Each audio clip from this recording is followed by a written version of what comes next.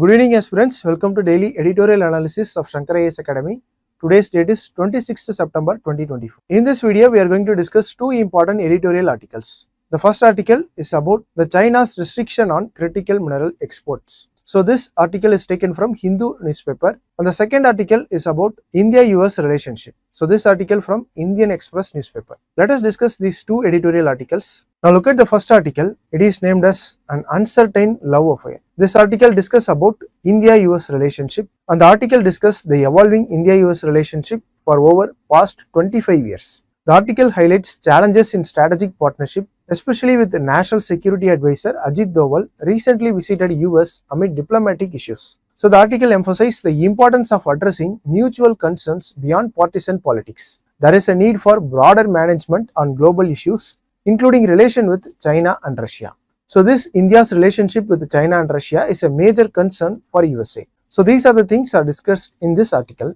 In this news article discussion, we are going to analyze India-US relationship. Let us get into the discussion. First, let us start with the historical perspective. See, India-US relation has evolved over time and shaped by geopolitical shift, ideological differences, economic interest, and strategic concerns. The relationship between both countries has gone through various phases since India's independence in 1947. The relationship was somewhat distant due to difference in ideology and global alignment during Cold War. India chose a path of non-alignment during Cold War, and US was leading the Western Bloc. So there is an ideological difference between both countries during the Cold War era. From 1947 to 1990, that is during the Cold War, India was closer to Soviet Union than towards USA. So this created a gap between India and US. A significant point of tension was India's nuclear test in 1947 and 1998. So this has led to US sanction on India.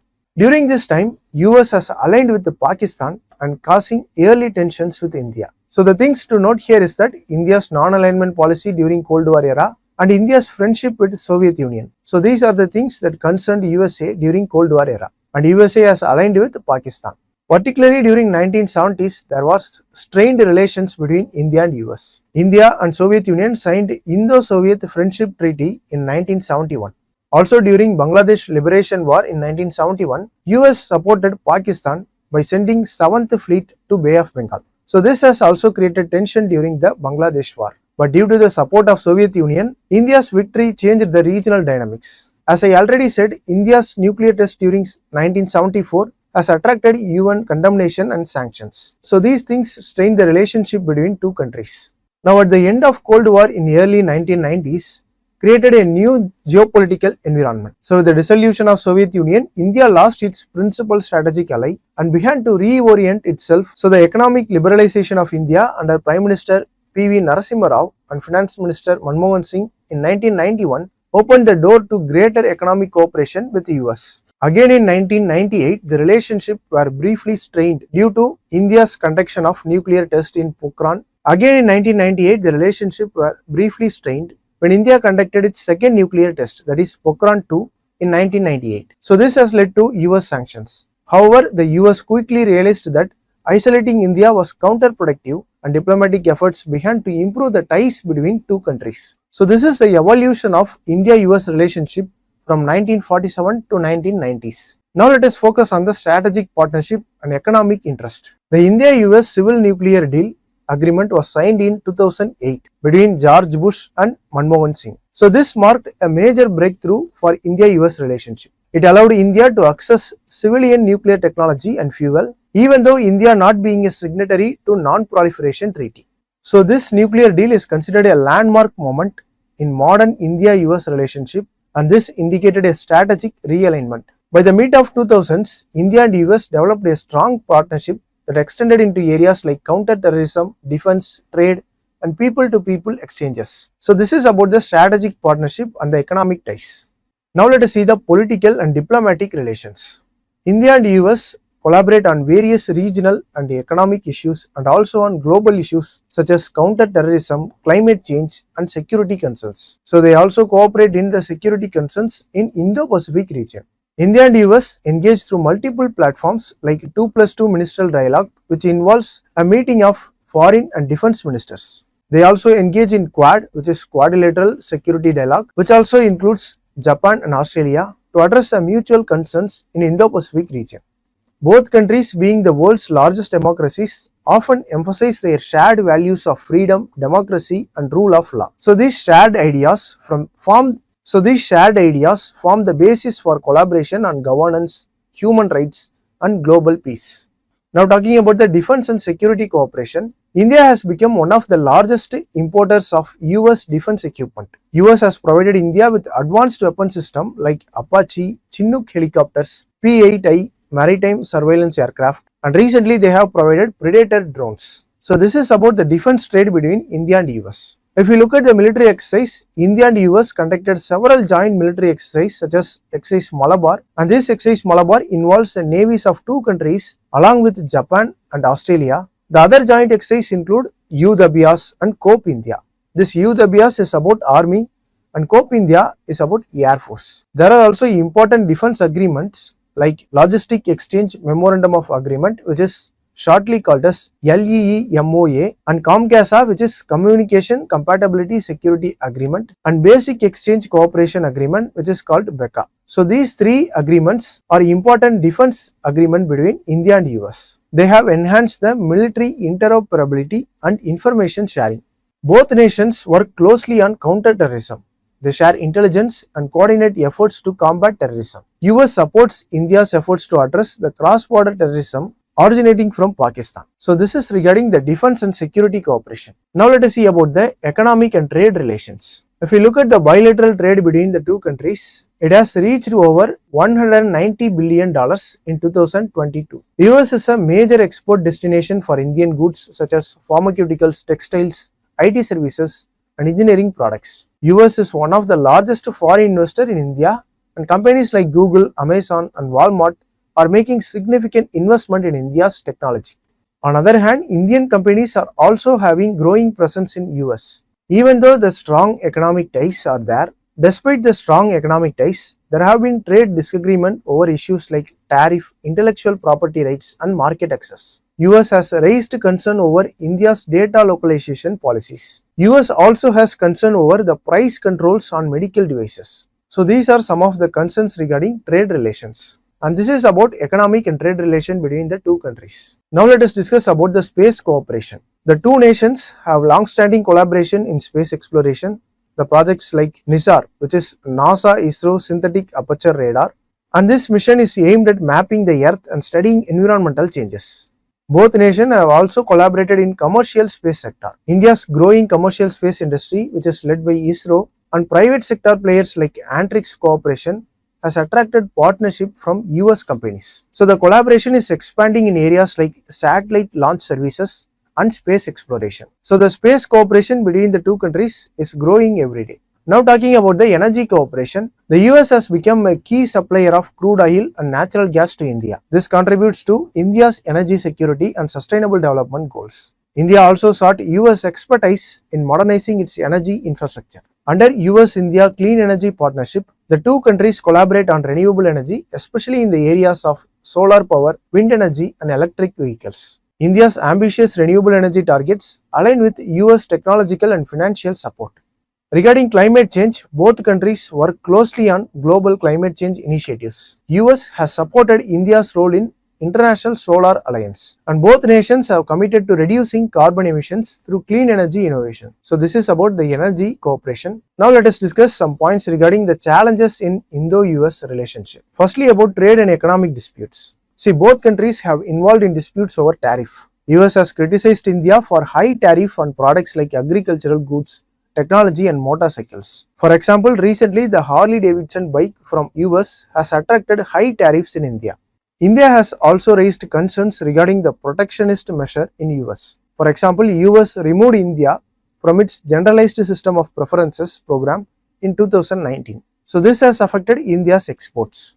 Regarding intellectual property rights, US has concerns about India's policies on intellectual property protection, particularly in pharmaceutical sector. In pharmaceutical sector, India's protection of generic drugs often conflicts with American patents. So these are the issues regarding trade and IPR rights. Now the issues related to defense and strategic sector. India's historical defense ties with Russia pose a challenge to the relationship with the US.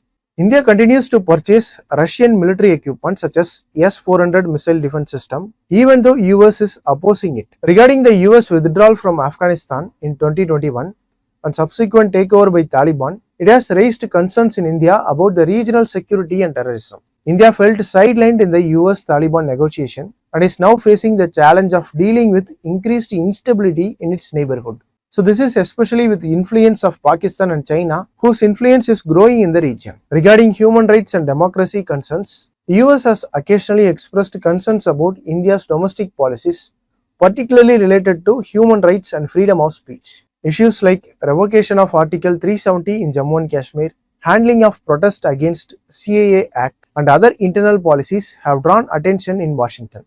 Also, the perception of democratic backsliding. Some US lawmakers and human rights groups have raised concern about what they perceive as democratic backsliding in India. There were worries about the treatment of minorities, freedom of press, and rise of nationalism under the current Indian government. So these are the perspective of US for India.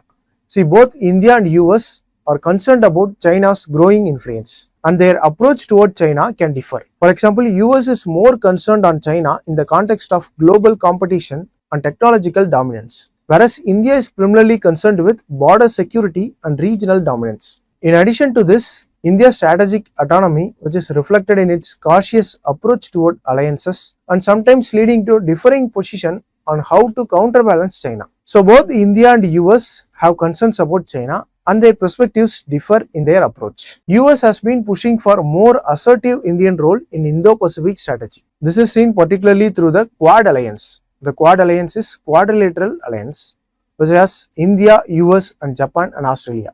Now looking at the bureaucratic and political hurdles. Both India and US have large bureaucratic systems that can sometimes slow down the decision making and implementation of agreements. This is especially visible in areas like defense procurement, trade negotiation, and technology transfer. There is also concern about the shifting political leadership. The frequent changes in political leadership and administration in both countries have led to a shift in priorities. For example, under President Donald Trump, India-US relation focused heavily on defense and trade imbalance. Under President Joe Biden, the relationship placed more emphasis on climate change, human rights, and strategic cooperation. So in conclusion, US is vital to India in numerous ways, from providing economic opportunities to defense support.